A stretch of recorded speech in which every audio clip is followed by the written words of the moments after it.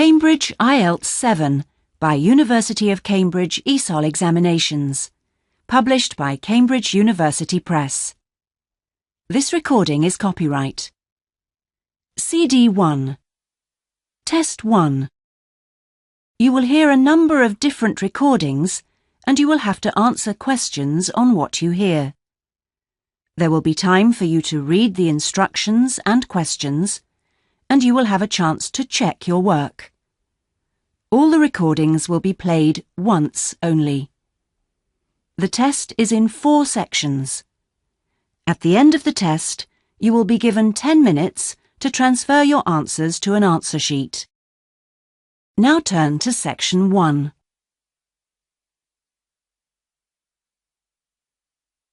Section 1.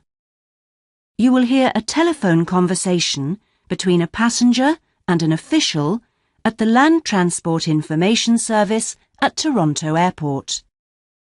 First, you have some time to look at questions 1 to 5.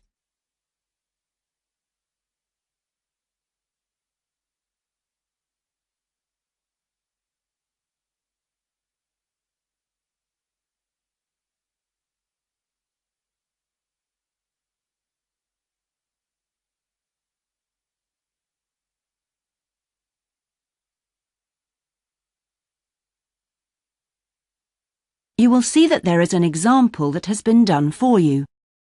On this occasion only, the conversation relating to this will be played first. Hello, this is Land Transport Information at Toronto Airport. How may I help you? Oh, good morning. I'm flying to Toronto Airport next week and I need to get to a town called, Milton. Could you tell me how I can get there? Milton, did you say? Let me see. I think that's about 150 miles southwest of here. In fact, it's 147 miles to be exact. So it'll take you at least, say, 3 to 4 hours by road. The distance from the airport to Milton is 147 miles, so 147 has been written in the space. Now we shall begin. You should answer the questions as you listen, because you will not hear the recording a second time. Listen carefully and answer questions 1 to 5. Hello, this is Land Transport Information at Toronto Airport. How may I help you? Oh, good morning. I'm flying to Toronto Airport next week and I need to get to a town called, Milton. Could you tell me how I can get there? Milton, did you say? Let me see. I think that's about 150 miles southwest of here. In fact, it's 147 miles to be exact. So it'll take you at least, say, 3 to 4 hours by road. Wow, is it as far as that? Yes, I'm afraid so. But you have a number of options to get you there, and you can always rent a car right here at the airport, of course. Right. Well, I don't really want to drive myself, so I'd like more information about public transport. Okay. In that case, the quickest and most comfortable is a cab, and of course there are always plenty available, but it'll cost you. You can also take a Greyhound bus, or there's an airport shuttle service to Milton. I think for that kind of distance a cab would be way beyond my budget. But the bus sounds okay. Can you tell me how much that would cost? Sure. Let's see, that would be $15 one way or $27.50 return.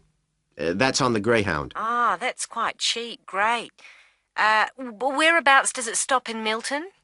It goes directly from the airport here to the city center, and it's pretty fast. But you have to bear in mind that there is only one departure a day, so it depends what time your flight gets in. Ah, of course. Hang on. Oh, we're due to get there at 11:30 a.m. Too bad. The bus leaves at 3:45, so you would have quite a wait, more than 4 hours. Oh, I see. Well, what about the shuttle you mentioned? Okay, that's the airport shuttle that will take you from the airport right to your hotel or private address. It's a door-to-door service, and it would suit you much better because there's one every 2 hours. So how much does that cost? Let's see. Yeah, that's $35 one way, $65 return. So I guess it's a bit more expensive than the Greyhound. Oh, that doesn't sound too bad, especially if it'll take me straight to the hotel. But you do need to reserve a seat. Okay. Is it possible to make a booking right now, through you? Sure. Before you hear the rest of the conversation, you have some time to look at questions 6 to 10.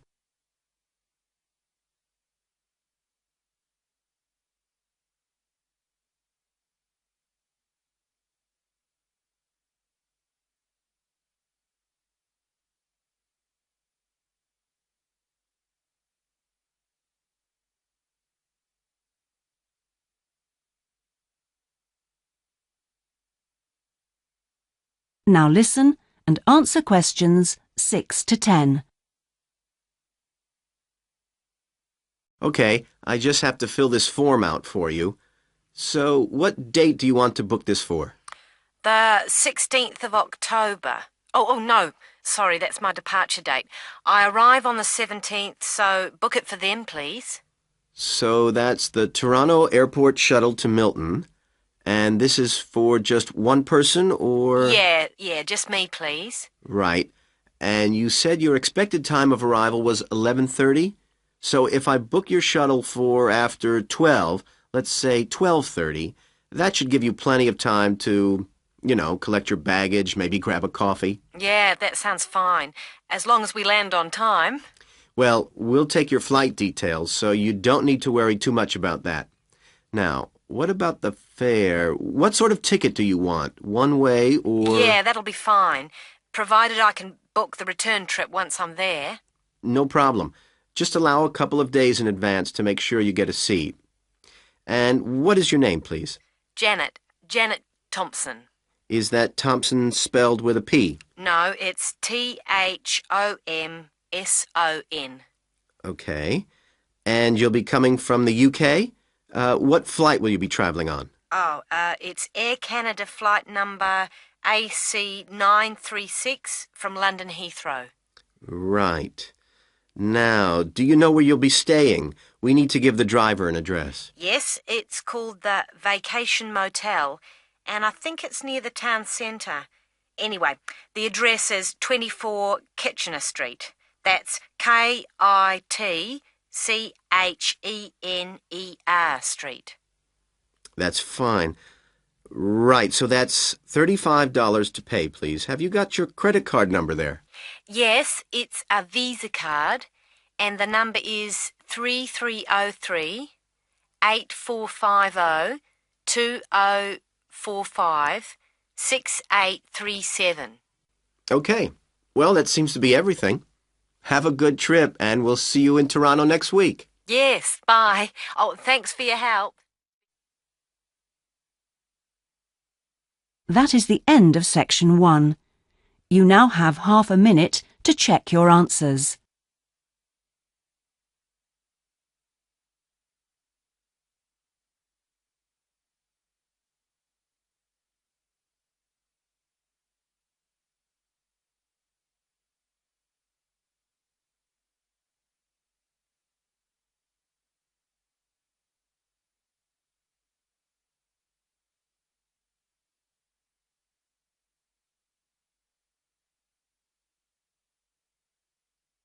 Now turn to section 2.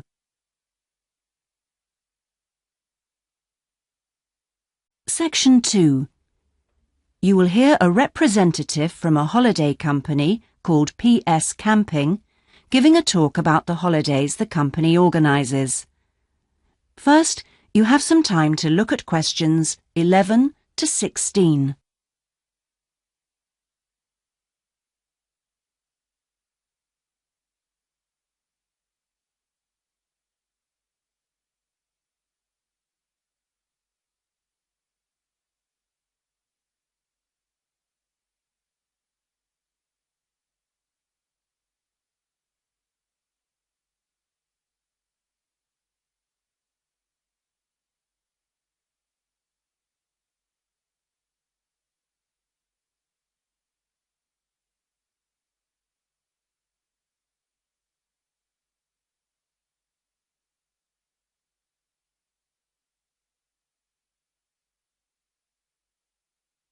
Now listen and answer questions 11 to 16. Thank you all for coming to my talk this evening. It's nice to see so many people in the audience. For those of you who don't know very much about PS Camping, let me start by giving you some background information about the company. The company started 25 years ago. It actually opened as a retail chain selling camping equipment, and then, 20 years ago, it bought a small number of campsites in the UK and began offering camping holidays. The company grew rapidly and has been providing holidays in continental Europe for the last 15 years. If you book a camping holiday with us, you'll have a choice of over 300 sites. In Italy, we now have some 64 sites that we either own or have exclusive use of. France is where we have the majority of sites, and we currently have a project to expand into Switzerland. We also have a number of sites in northern Spain, particularly in the mountainous region of Picos de Europa.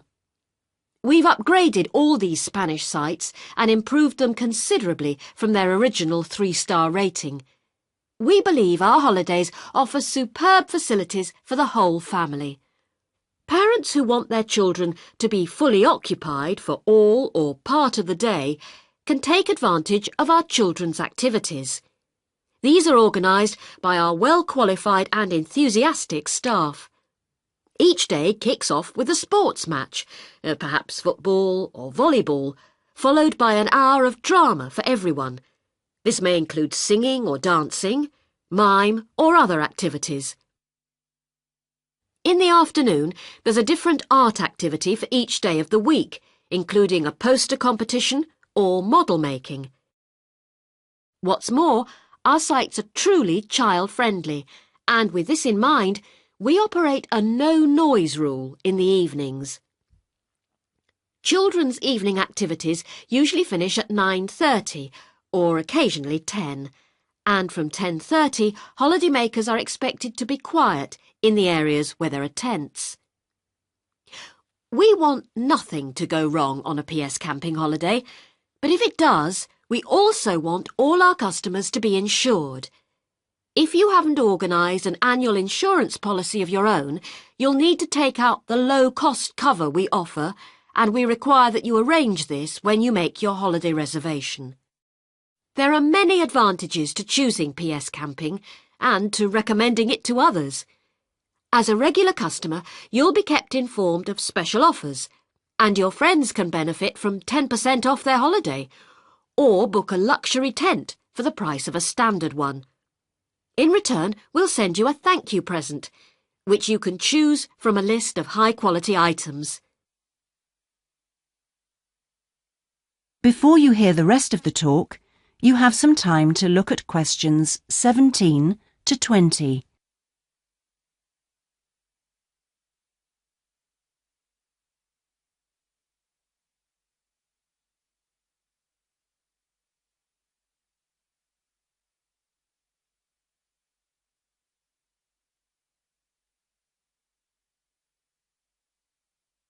Now listen and answer questions 17 to 20. When it comes to our tents, these are equipped to the highest standard. We really do think of every essential detail, from an oven and cooking rings fuelled by bottled gas to mirrors in the bedroom areas. If you don't want to cook indoors, you can borrow a barbecue if you ask in advance for one to be made available. And there's even a picnic blanket to sit on outside your tent. Inside, a box of games and toys can be found, and children's tents can be hired if required. All tents have a fridge, and if you want to spend the day on the beach, for example, ask for a specially designed PS Camping cool box, which will keep your food and drinks chilled. There are excellent washing facilities at all our sites, with washing machines and clothes lines in the central areas, along with mops and buckets in case your tent needs cleaning during your stay. All sites have a cafe and/or a shop for those who'd rather eat in than dine at a local restaurant. That is the end of section 2. You now have half a minute to check your answers.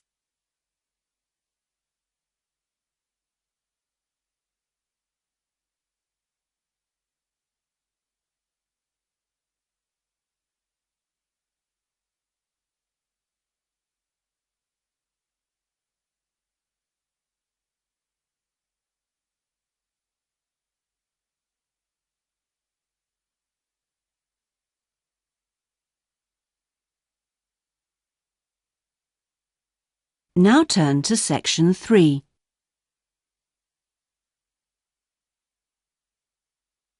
Section 3. You will hear a tutor talking to two business students called Philip and Janice about their research on managing individuals. First, you have some time to look at questions 21 to 23.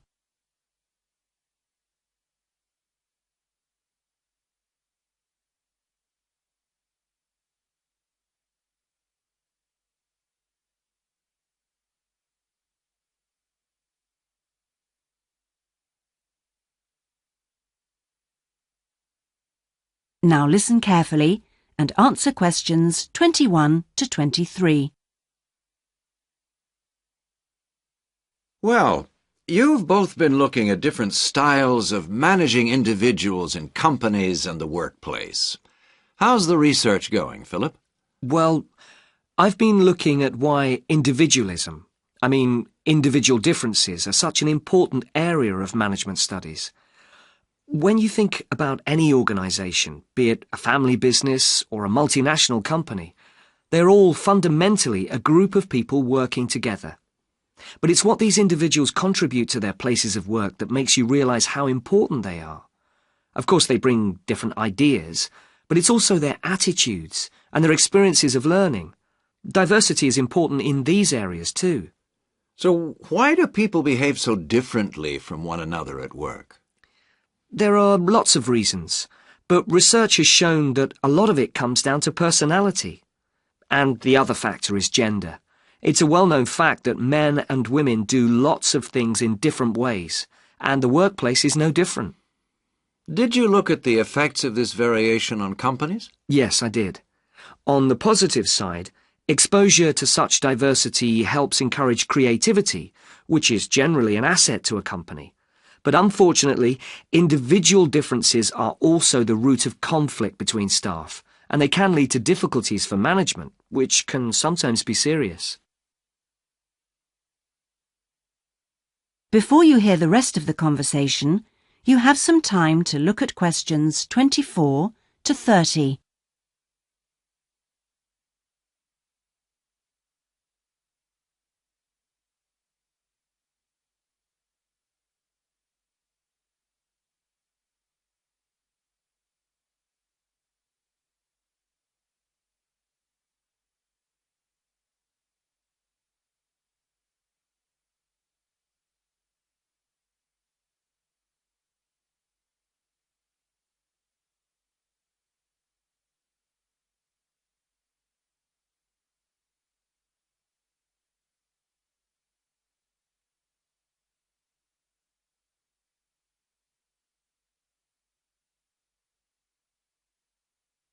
Now listen and answer questions 24 to 30. Thanks, Philip. So now I guess the two main things to remember here are to identify individual talent and then to utilize it.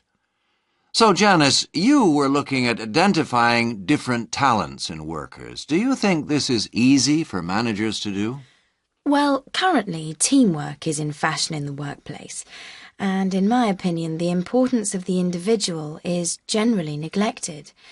What managers should be targeting is those employees who can take the lead in a situation and are not afraid to accept the idea of responsibility. That's true, Janice, but unfortunately many managers think the entire notion of encouraging individuality amongst their staff is far too hard. Yes, that may be true, but I think one of the most important tasks of managers is to consider the needs of the individual on one hand and group cooperation and conformity on the other.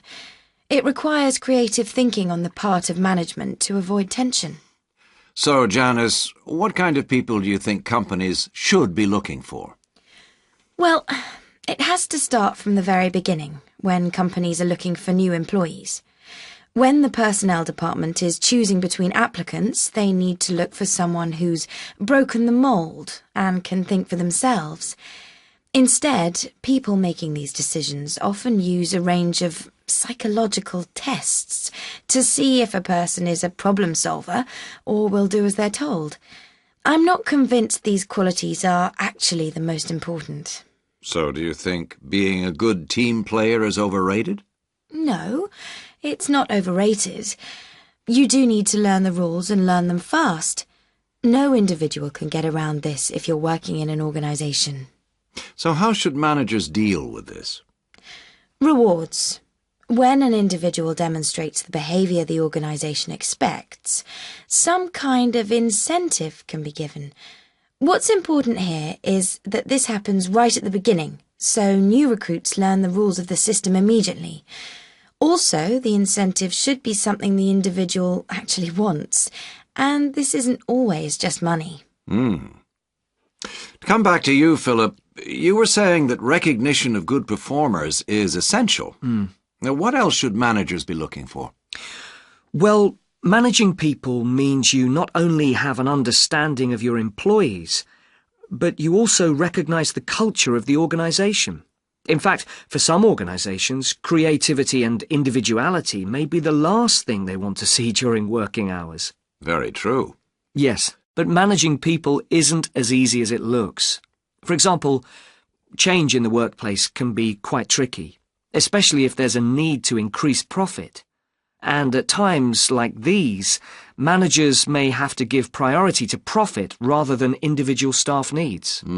Yes, and that creates difficult situations for people. Yes, but what's important is that managers are able to deal with quite high levels of personal stress.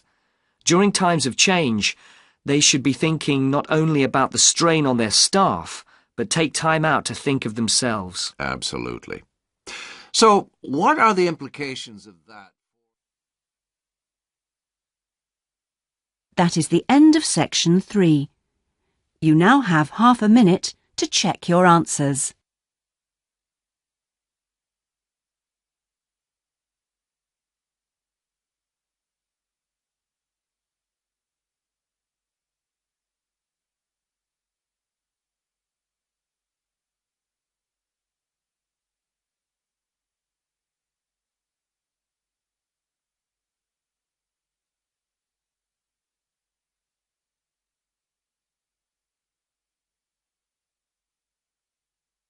Now turn to section 4.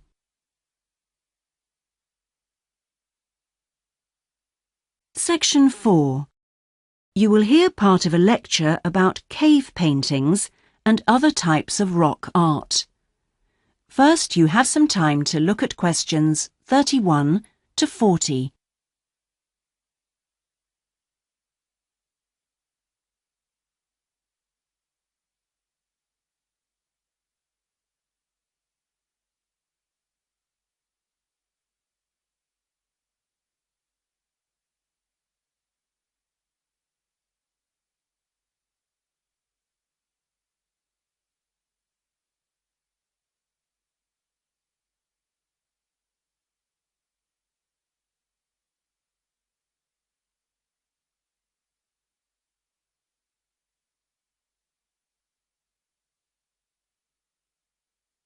Now listen carefully and answer questions 31 to 40. Good afternoon, everyone. This is the first seminar in preparation for our archaeological fieldwork in Namibia. We are fantastically lucky to have received partial research funding for this trip from our institute, so I shall expect 200% attention and participation from you all.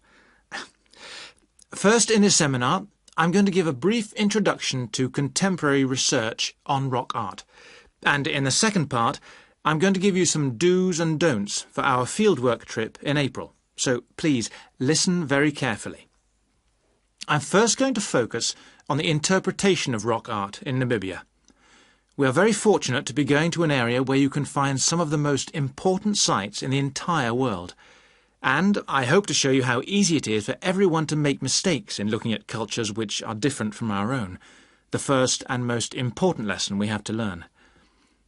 In Namibia, there are both paintings and engravings. That's where the surface of the rock is cut out. Many of the engravings show footprints of animals, and most scholars used to think that the purpose of these was simple and obvious. This rock art was like a school book with pictures to teach children about tracks, which track belonged to which animal, giraffe, lion, and so on. But there were some mysteries. First, when you look at a typical Namibian painting or engraving, you see the tracks are repeated. There are dozens of tracks for the same animal. Well, you'd expect just one clear illustration if the the aim was to teach tracking. Now, there were two more problems. Why are some of the engravings of animals very accurate, as you'd expect, all clearly identifiable, and others quite unrealistic? And another mystery. Some of these unrealistic animals, that's in the engravings, seem to be half human. Some, for example, have got human faces. Many researchers now think that these were pictures the wise men engraved of themselves. They believed they could use magic to control the animals they had drawn, so the hunters could then catch them for food. This shows you some of the dangers of coming from one culture to another, as we'll be doing, without understanding it fully. Scholars imagined that children looked at rock art pictures to learn to track, just because they themselves had learnt skills from pictures. Many researchers now believe that rock art had a much more complex purpose, and we'll talk more about it next week.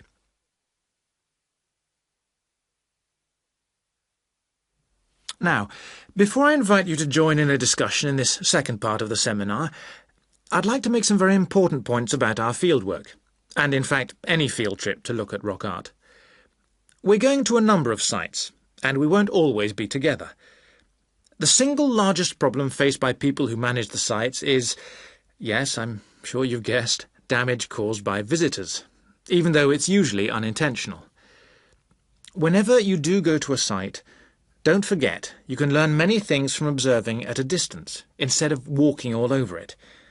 This can really help to reduce visitor pressure. People often say, well, there's only 2 of us, and just this one time. But maybe thousands of people are saying the same thing. And then some basic rules to guide you. We'll have our own camp near a village, but remember never to camp on a site if you go on your own. It may be disrespectful to the people of that culture, and certainly don't make fires, however romantic it may seem. It's really dangerous in dry areas, and you can easily burn priceless undiscovered material by doing so. So, how are we going to enjoy the rock art on our field trip? By looking at it, drawing it, and photographing it. Never by touching it or even tracing it. Rock art is fragile and precious. Remember that climbing on rocks and in caves can destroy in a moment what has lasted for centuries. So, no heroics in Namibia, please. Try to be extra careful and help others to be too. Oh, and lastly, please don't even move rocks or branches to take photographs. You should leave the site intact. I'm sure I can rely on you to do that. Well, that's about all I want to say before today's first discussion. But if you have any questions, please ask them now. Oh, and don't forget you'll find some fascinating information about worldwide sites on the internet. Right, first question then. That is the end of section 4. You now have half a minute to check your answers.